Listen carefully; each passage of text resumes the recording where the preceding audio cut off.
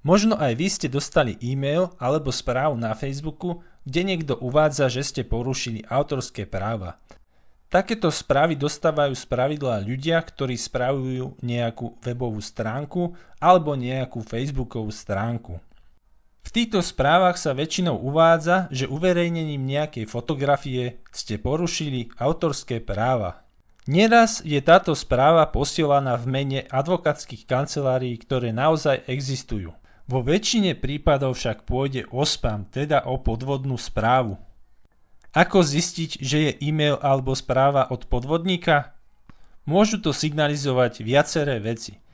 Prvá vec, ktorú by sme si mali všimnúť, je e-mail odosielateľa.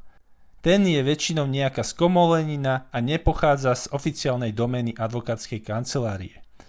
Druhým znakom podvodu môže byť to, že nik nie je pod správou podpísaný menom a priezviskom.